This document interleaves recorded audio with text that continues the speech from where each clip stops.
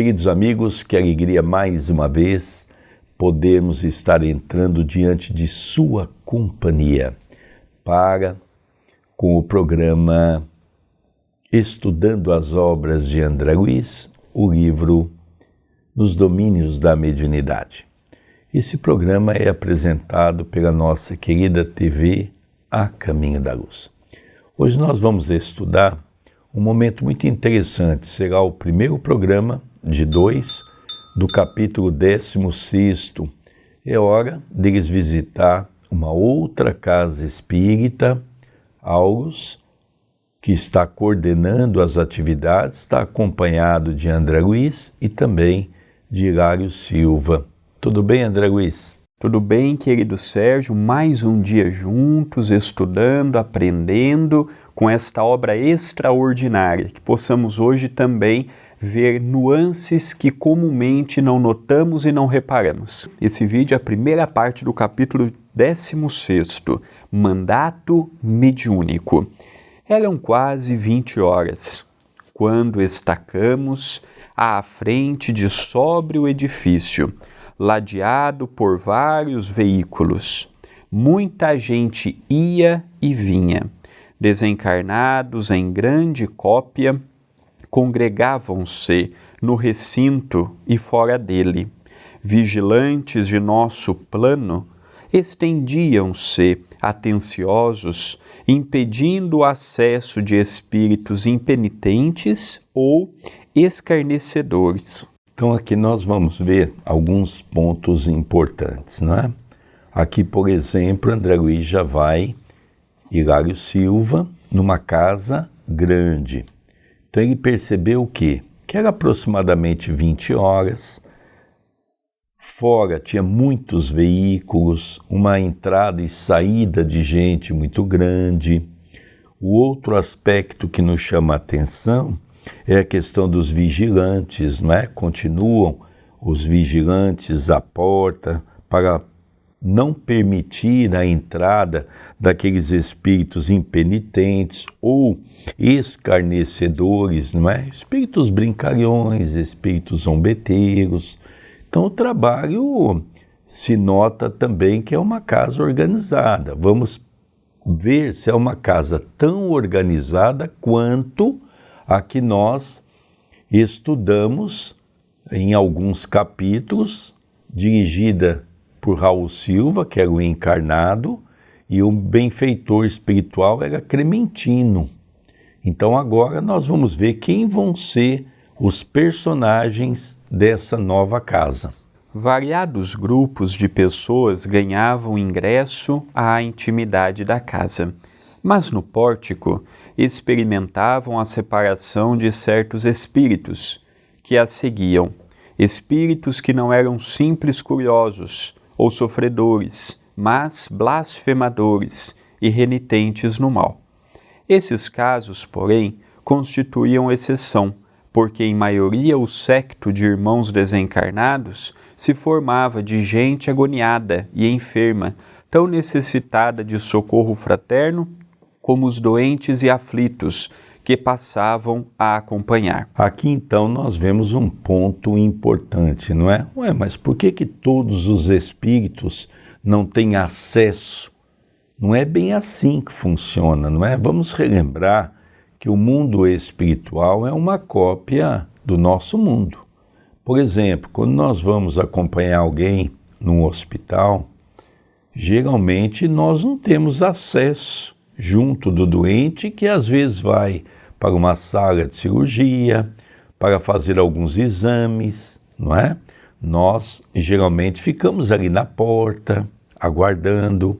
Então nós vemos aqui que o trâmite é o mesmo. Então ele começou a perceber que os espíritos não adentravam, a não ser aqueles espíritos sofredores ou aqueles espíritos que tinham permissão de entrar para receber orientação. Então isso foi uma coisa que nos mostra bem que quando nós falamos da importância do culto no Evangelho no Lar, é porque nós também vamos permitir que a nossa casa esteja com essa segurança, Isso é muito importante, né, André Luiz? É verdade. Continua. Entramos. Grande mesa ao centro de vasta sala. Encontrava-se rodeado de largo cordão luminoso de isolamento. Em derredor, reservava-se ampla área, onde se acomodavam quantos careciam de assistência, encarnados ou não, área essa que se mostrava igualmente protegida por faixas de defesa magnética, sob o cuidado cauteloso de guardas pertencentes à nossa esfera de ação. Então aqui André Luiz, Hilário Silva e Aulus, ao adentrar no centro espírita, perceberam que em torno da mesa consagrada ao trabalho de desobsessão havia um cordão fluídico que não permitiam que determinadas entidades se aproximassem, entrassem naquele ambiente. Então, até o presente momento, nós estamos vendo semelhança entre o trabalho mencionado em capítulos anteriores com o que estamos vendo hoje. Semelhança. Vamos ver se na continuidade do capítulo poderemos dizer que uma casa desenvolve o mesmo trabalho da outra. É até para deixar o nosso telespectador, a nossa telespectadora curioso e curiosa em torno da continuidade do capítulo. Continua André Luiz. À frente, na parte oposta à entrada, vários benfeitores espirituais conferenciavam entre si, e junto deles, respeitável senhora ouvia, prestimosa, diversos pacientes. Então aqui nós vamos perceber que já estamos entendendo o foco, né? Uma senhora estava atendendo as pessoas e perto dela uma quantidade muito grande de benfeitores espirituais que conversavam entre si, com certeza, com referência, como poderiam ajudar aquelas pessoas que batem à porta da casa espírita. Lógico que não é um benefício apenas dos espíritos. Todas as igrejas católicas, evangélicas, budistas, todos os terreiros de Umbanda, Quimbanda, Candomblé, muitas das sinagogas, onde estiver o homem e estiver a boa intenção de ajudar alguém, os bons espíritos estarão sempre acompanhando. Então ele começa a descrever o recinto e quais as atividades que estavam ocorrendo naquele recinto. Hoje eu acredito que em termos de extensão é o maior capítulo que compõe esse livro. É muito interessante a descrição e os detalhes que André Luiz nos transmite.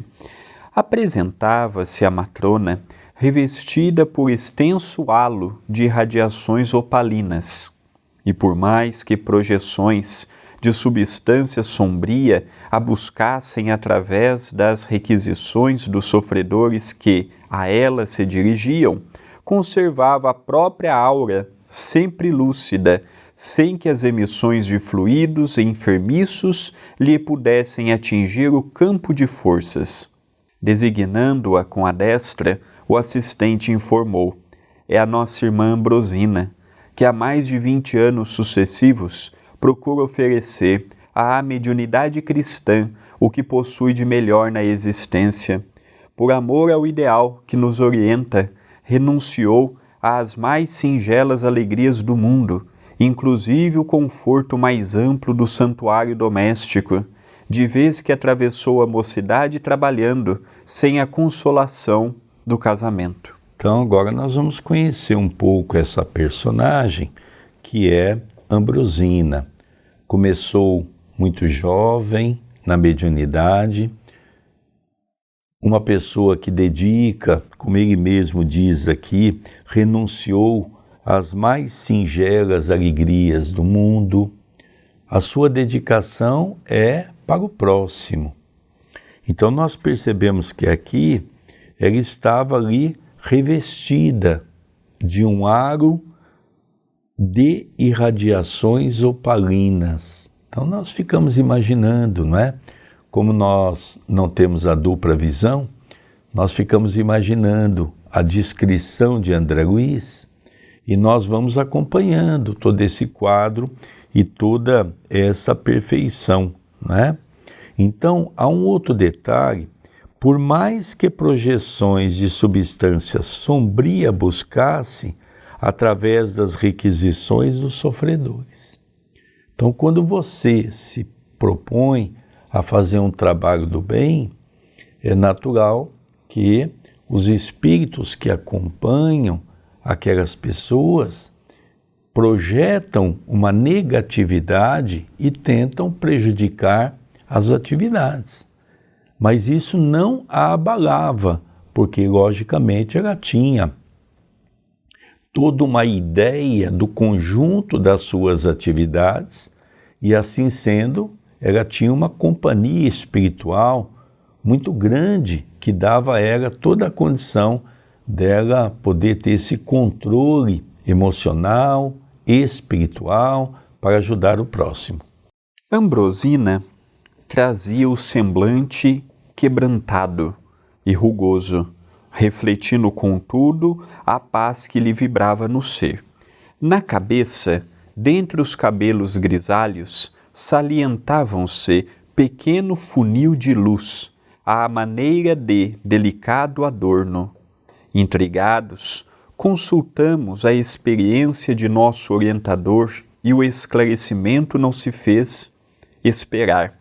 É um aparelho magnético ultrassensível, com que a médium vive em constante contato com o responsável pela obra espiritual que por ela se realiza, pelo tempo de atividade na causa do bem e pelos sacrifícios a que se consagrou.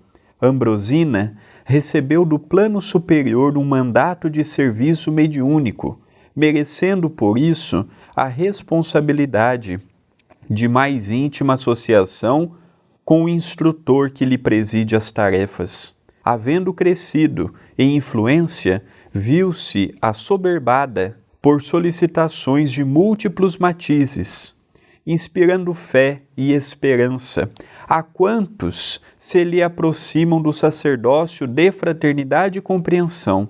É naturalmente assediada pelos mais desconcertantes apelos. Então, hoje estamos vendo um trabalho diferente do começo do livro. O começo do livro era propriamente um trabalho de desobsessão. Hoje nós estamos vendo uma casa que gira em torno de Ambrosina. Uma casa é igual a outra, André? Não. Tem casas que é especializada em desobsessão, em evangelização infantil, tem casas que dão mais destaque para esta ou para aquela atividade. Ah, mas existe alguma casa que é melhor do que a outra? Nós poderíamos dizer que a de Raul Silva é melhor que de Ambrosina ou vice-versa? Não. Cada uma desenvolvendo o seu papel. Tem sim casas melhores amparadas e casas entregues à mão de obsessores. Mas aqui não é o caso de ser uma melhor ou uma pior. Porém, ela é uma trabalhadora que há mais de 20 anos consecutivos está na lide do bem, ela renuncia, ela trabalha com esmero, ela trabalha com dedicação, ela faz com amor, ela não faz com interesse nem pessoal nem material, e isso foi dado a ela um mandato mediúnico. Vejamos bem, esse mandato mediúnico foi lhe dado por concessão da renúncia dela. Aqui não diz que ela veio com esse compromisso do plano espiritual. Ela, pelo esforço, ela, pela dedicação, ela era para ela ser uma médium. Era para ela ter um trabalho com a espiritualidade, mas ela foi tão amorosa no que ela fez que ela ganhou o prêmio de ter mais próximo dela um benfeitor que dirigia toda a sua atividade. É interessante porque aqui nós já vamos ver um outro aspecto que talvez a grande maioria de quem trabalha num trabalho mediúnico não conhece. Então, quando ele diz para nós que ela ganhou o direito de um aparelho magnético ultrassensível com que a médium vive em constante contato com o responsável pela obra espiritual. Por ela não ter a mediunidade de visão, por ela não ter uma intuição tão aguçada, por ela não ter a mediunidade de incorporação. É como o André acabou de citar. Ela não veio preparada para isso, ela conquistou nessa existência pelo seu esforço. É o caso, por exemplo, da dona Ivone. Veio com o compromisso de trazer Memórias de um Suicida, apenas este livro. Mas ela foi tão extraordinária que eu acredito que da lavra mediúnica dela são 12, 13 livros. É que eu estou chutando, o número eu até peço desculpas porque eu não tenho a certeza. Mas é coisa aproximada, veio com um livro de compromisso. E ela foi tão excelente como médium que ela produziu outros livros que não estavam programados para aquela existência dela. Então eu fico aqui imaginando que esse aparelho magnético é como um celular, que na época não existia, nós nem imaginávamos o que tratava um aparelho celular. Hoje nós sabemos, né? Então nós percebemos que esse aparelho, como ele descreve aqui, é muito interessante. Também vamos fazer uma colocação que julgo ser importante, que André Luiz não dá uma conotação tão grande sobre esses assuntos, porque logicamente o plano espiritual sabia das nossas limitações. Hoje eu posso compreender o que vem a ser isso, mas naquela época não tinha tanto avanço, então é natural que ele apenas faz uma colocação para que, com o tempo, nós possamos entender claramente como tudo isso funciona. Então veja, nesse caso ela não tem mediunidade, ela tem contato com o espírito que dirige as atividades através desse aparelho. Olha que coisa interessante, vamos guardar bem esse fato. Vive então flagelada por petitórios e súplicas, indagou Hilário, inevitavelmente curioso. Até certo ponto sim, porque simboliza uma ponte entre dois mundos. Entretanto, com a paciência evangélica, sabe ajudar aos outros para que os outros se ajudem, porquanto não lhe seria possível conseguir a solução para todos os problemas que se lhe apresentam. Abeiramo-nos da médium respeitável e modesta e vimo-la pensativa, não obstante o vozerio abafado em torno. Então nós percebemos aqui que André Luiz vai descrevendo, não é? Então as pessoas estão colocando a ela os problemas.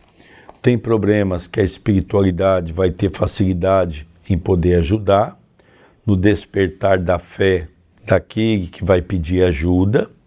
Tem problemas que não vai conseguir ser solucionado, primeiro porque a pessoa também não tem fé, não tem vontade de se modificar, e muitas vezes também são situações pertinentes a processos kármicos.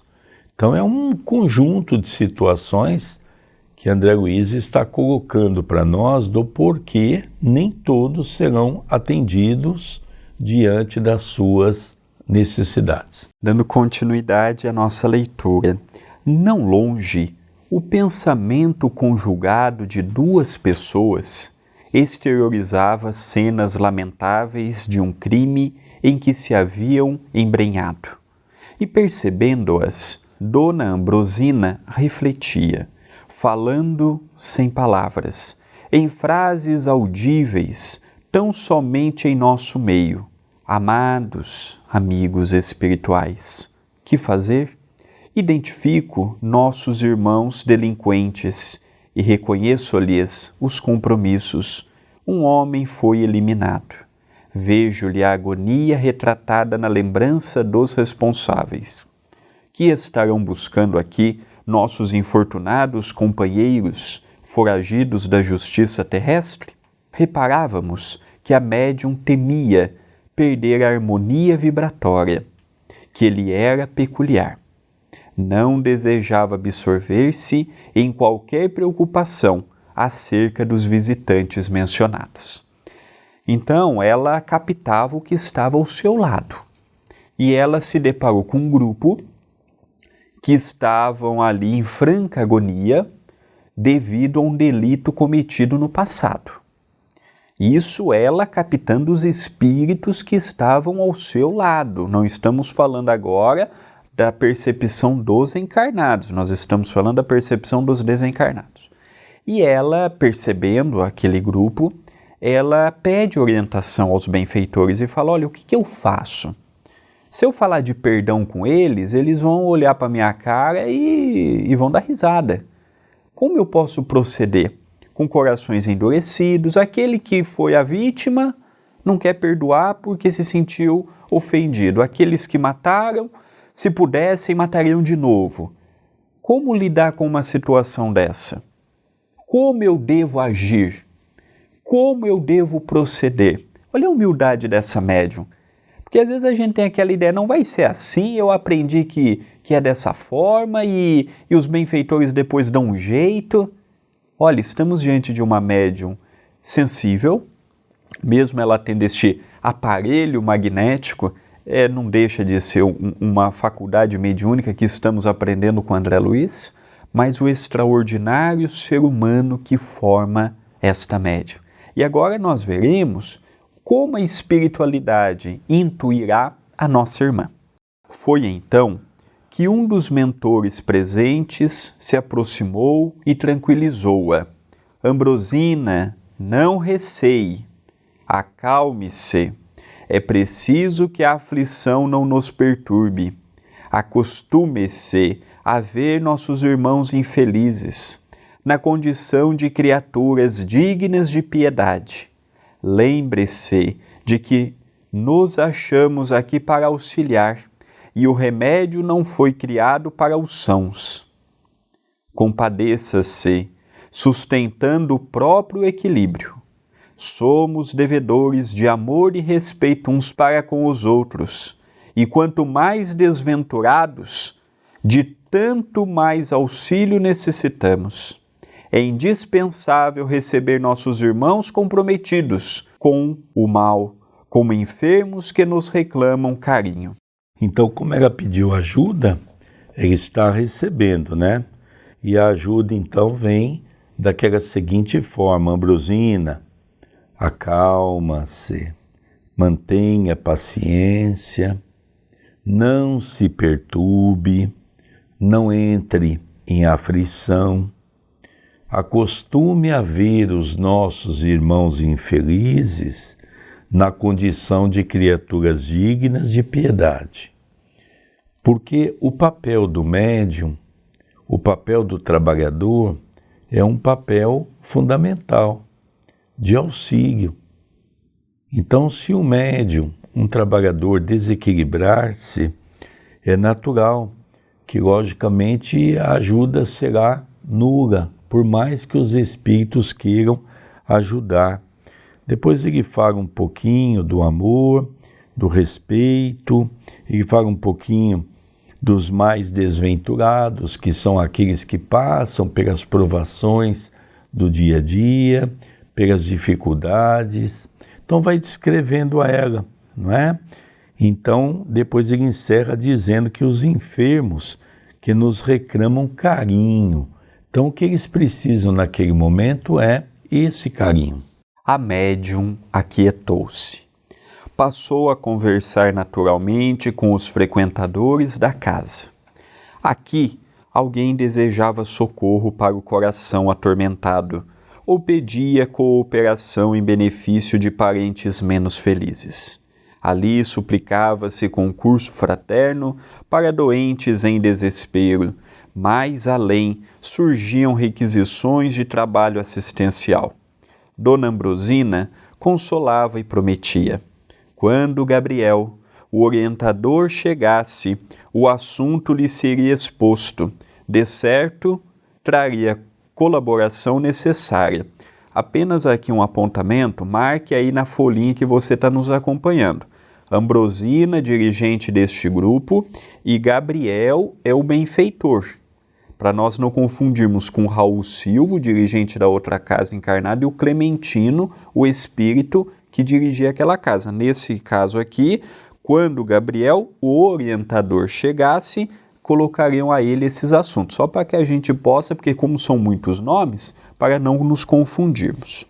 Não decorreram muitos minutos, e Gabriel, o mais categorizado mentor da casa, deu entrada no recinto, acompanhado por grande séquito de amigos. Apenas aqui um outro apontamento. Na outra casa, Clementino chegou 2 minutos antes e chegou sozinho. Aqui ele também chegou alguns minutos antes e chegou com grande séquito, só para vermos que cada casa, cada benfeitor trabalha conforme a sua cabeça. Não tem certo e errado, é a sua forma de ação.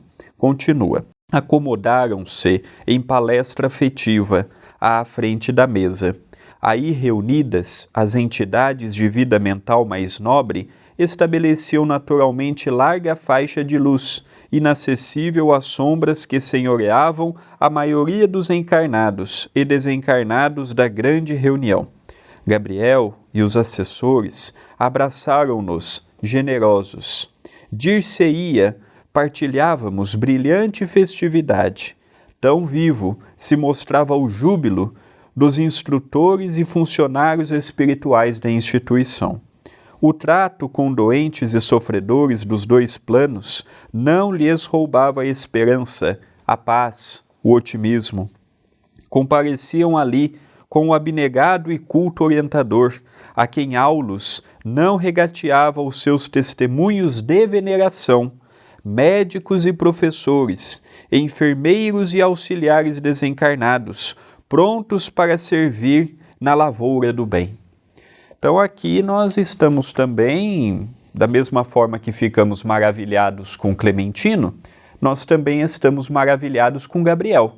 Um séquito lhe acompanhavam, Aulus não mediu palavras para elucidar a importância daquele generoso benfeitor naquela casa, todos trabalhavam ali com contentamento e tinham em Gabriel o esteio da casa, da mesma forma que o dirigente encarnado é o equilíbrio da casa, o dirigente desencarnado, o dirigente espiritual, é o equilíbrio do lado espiritual da casa, e estamos diante de um benfeitor categorizado.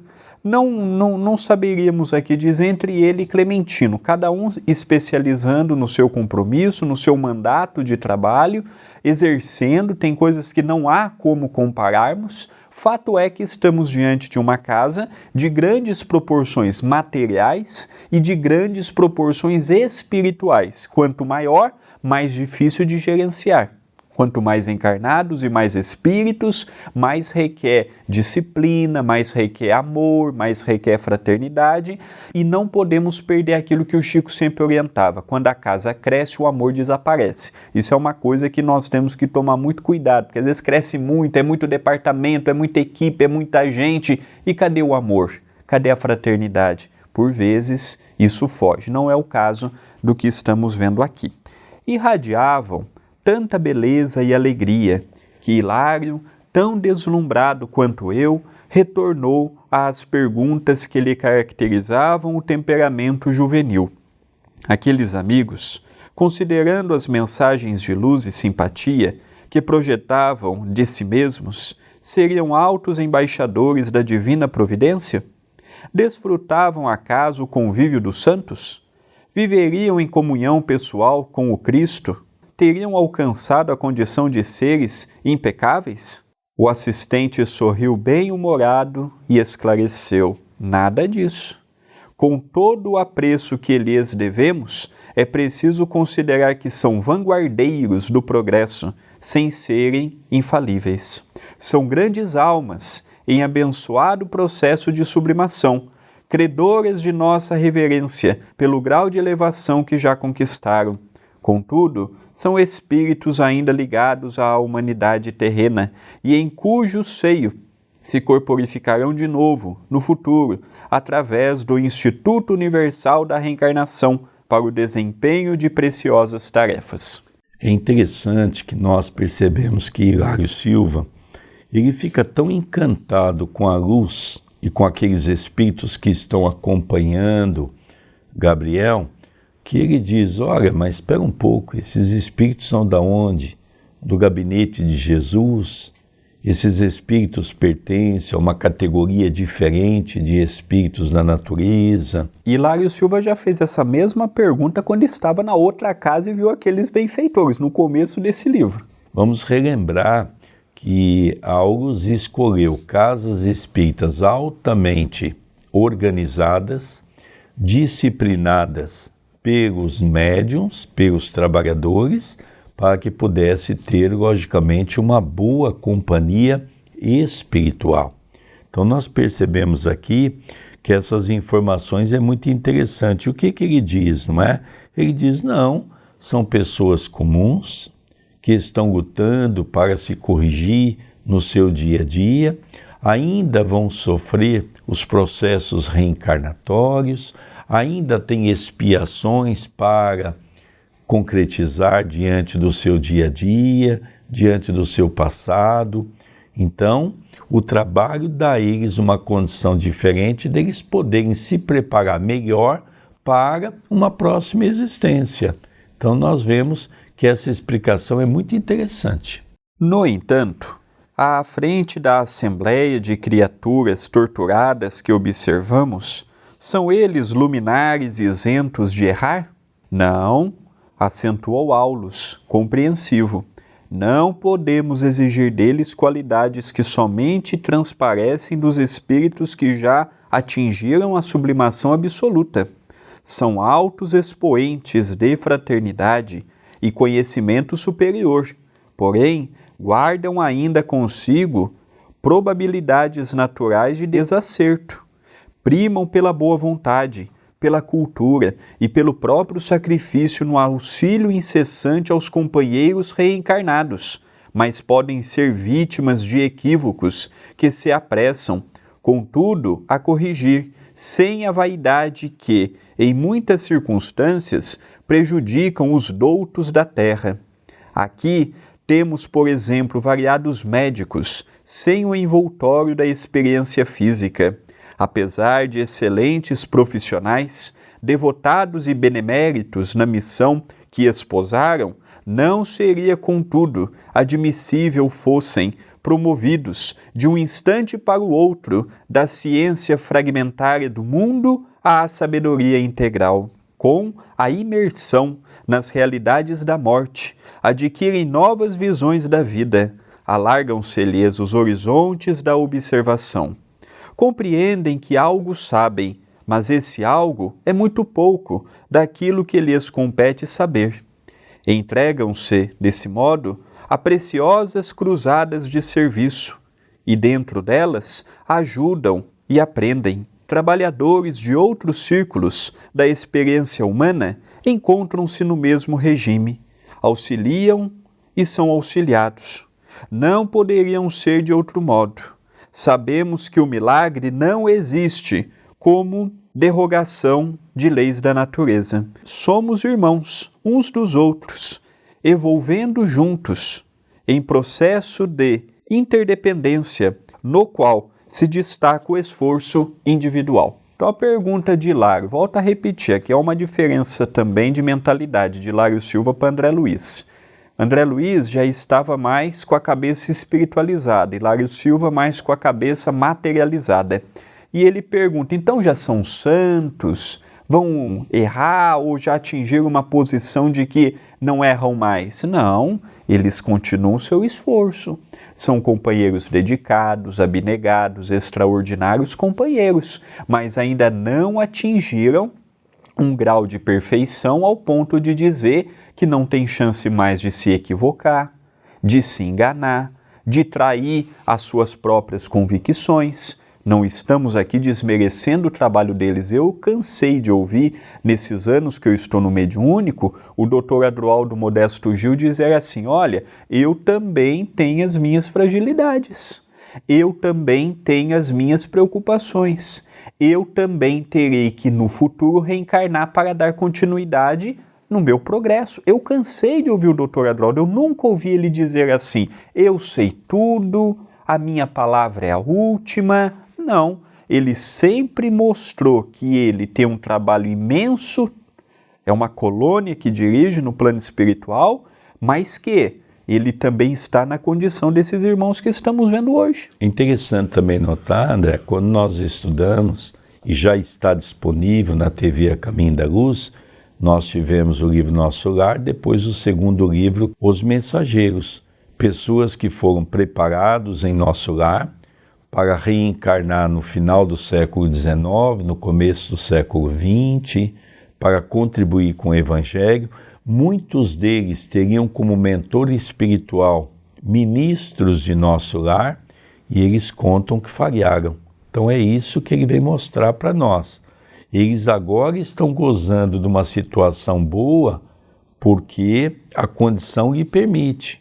Mas amanhã, quando reencarnar, eles vão voltar a ter e vão se encontrar com os problemas do passado. E o véu do esquecimento poderá dar a eles a condição deles acertar ou novamente errar. Nessa altura do esclarecimento que registrávamos, felizes, Dona Ambrosina sentara-se ao lado do diretor da sessão, um homem de cabelos grisalhos e fisionomia simpática, que havia organizado a mesa orientadora dos trabalhos com 14 pessoas, em que transpareciam a simplicidade e a fé. Enquanto Gabriel se postava ao lado da médium, aplicando-lhe passes de longo circuito, como a prepará-la com segurança para as atividades da noite, o condutor da reunião pronunciou sentida prece. Então nós vemos aqui, que diante da mesa tinha 14 pessoas que compunham aquela mesa, porque estava na hora do início das atividades. E ali então, Gabriel, o benfeitor espiritual, logicamente se aproximou de Ambrosina, porque havia a necessidade do início das atividades. E lembrando que não era a Dona Ambrosina que dirigiria essa reunião, era esse senhor, também já com uma certa idade, com cabelos grisalhos, que faria o que fez o papel de Raul Silva. Ela faz o papel de médium ostensivo, mesmo com esse aparelho magnético que ainda estamos aprendendo o que vem a ser na prática. Em seguida, foi lido um texto edificante de livro doutrinário, acompanhado por breve anotação evangélica, em cuja escolha preponderou a influência de Gabriel sobre o orientador da casa. Então nós vemos que as orientações antes das atividades, uma leitura de um livro edificante, uma leitura do Evangelho, uma leitura de um livro que traz alguma mensagem de cunho evangélico, para ir preparando as pessoas que ali se encontram para que a mente possa ir se emanando a tranquilidade necessária para o início das atividades. De leitura global, distinguia-se a paciência por tema vivo. E realmente, a Assembleia examinada no todo mostrava-se flagelada de problemas inquietantes, reclamando a chave da conformação para alcançar o reequilíbrio. Dezenas e dezenas de pessoas aglomeravam-se em derredor da mesa, exibindo atribulações e dificuldades. Então nós vemos aqui que é um trabalho diferente, por exemplo, daquele primeiro. Aquele primeiro trata-se de um trabalho de um grupo menor, o número de assistentes era muito pequeno, de encarnados, sim, o número de desencarnados era grande. Aqui já começa a mudar um pouquinho, as condições. Então, dezenas e dezenas de pessoas aglomeravam-se em derredor da mesa. Então, nós vemos que já é uma condição de um número maior de pessoas que estão participando. E, naturalmente, quanto mais pessoas tem, diante de uma assembleia, mais problemas, mais dificuldades, porque cada um leva o seu problema. Eu fico imaginando, querido Sérgio, a proteção que o Grupo Espírita da Prece não tinha quando o Chico atendia 1.000, 2.000, 3.000 pessoas numa noite, e todas elas com problemas de toda ordem, a maioria de ordem angustiosa, angustiada, perdeu um filho, perdeu um parente. Então nós vemos que realmente não é fácil. Estranhas formas, pensamentos, surgiam de grupo a grupo, denunciando-lhes a posição mental. Aqui, dardos de preocupação, estiletes de amargura nevoeiros de lágrimas, acolá obsessores enquistados no desânimo ou no desespero, entre agressivos propósitos de vingança, agravados pelo temor do desconhecido, desencarnados em grande número, suspiravam pelo céu, enquanto outros receavam o inferno, desajustados pela falsa educação religiosa recolhida no plano terrestre.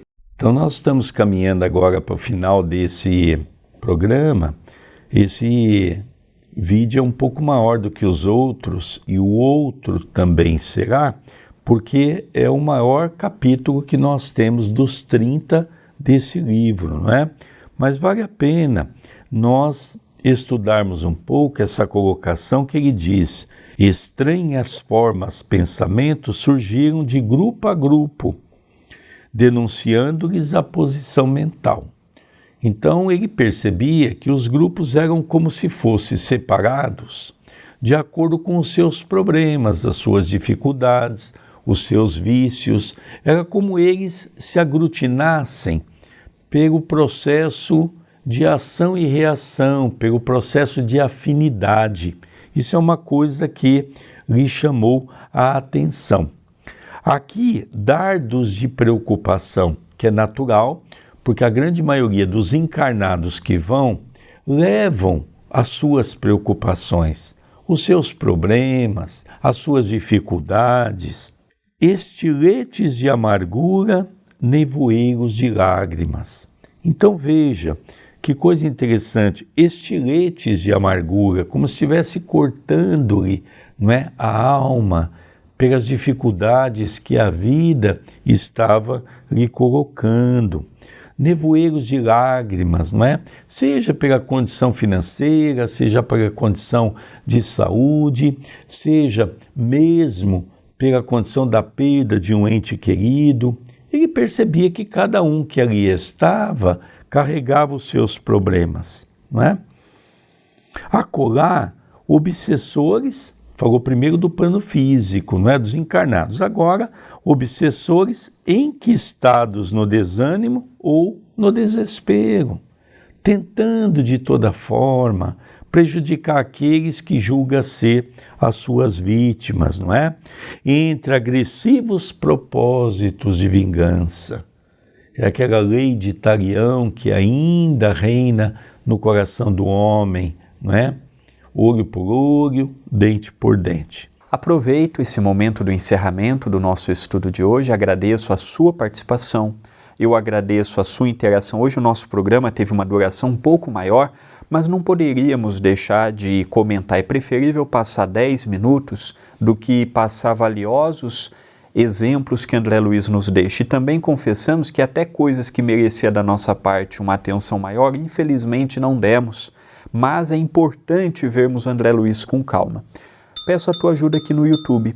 Deixe o seu like, comente aqui no vídeo, compartilhe para que outras pessoas possam chegar até nós. Se inscreva no canal. A TV A Caminho da Luz é um departamento do CEPAC, Centro Espírita Perdão, Amor e Caridade. Peço carinhosamente para que você possa ser um membro do canal, vendo a melhor forma, o melhor valor que entra no seu orçamento. Ajude a continuarmos com as atividades que nós temos, que eu e o nosso querido Sérgio semanalmente publicamos no Instagram, no Facebook. A sua ajuda, ela é muito importante. E também deixamos o nosso WhatsApp, 19 997 7827 94. Queridos amigos, vamos encerrando o programa, estudando as obras de André Luiz, o livro Nos Domínios da Mediunidade. Obrigado pela sua audiência, não esqueça de dar o seu like e até o próximo programa. Até o próximo programa.